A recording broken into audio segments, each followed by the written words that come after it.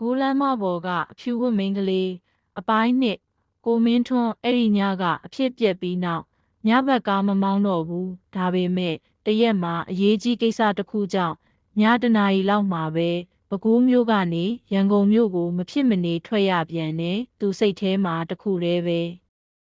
အဲ့ဒီနေရာကိုမရက်ဘူးကားကိုမျက်နှာတင်းတင်းနဲ့မောင်းလာတယ်အဲ့ဒီနေရာနာရောက်လာတဲ့အချိန်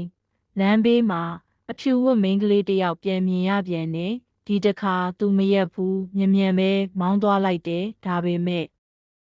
review mirror ထဲမှာမိန်းကလေးကလက်ပြနေတုံးပဲသူမကြည့်ချင်ပေမဲ့မျက်စိကအလိုလိုပြန်ကြည့်လိုက်မိတယ်မိန်းကလေးကကားနောက်မှာမရှိတော့ဘူးအဲ့ဒီအစားကားနောက်ခုံပေါ်မှာထိုင်နေပြီးသူ့ခေါင်းကတစ်ပတ်ဆောင်းပြီးသပင်ရှည်ကြီးနဲ့မျက်နှာကိုဖုံးထားတယ်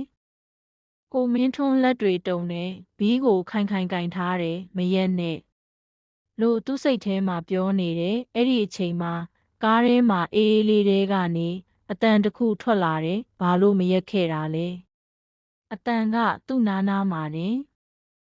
သူကြောက်လန့်ပြီးကားကိုပိုမြန်မောင်းလိုက်တယ်ဒါပေမဲ့စတီယာရင်ကလှည့်မရတော့ဘူးဘရိတ်နှိပ်လိုက်တာလဲ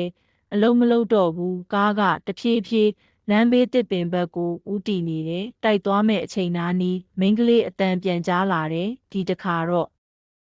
မင်းလဲနေရခဲ့မယ်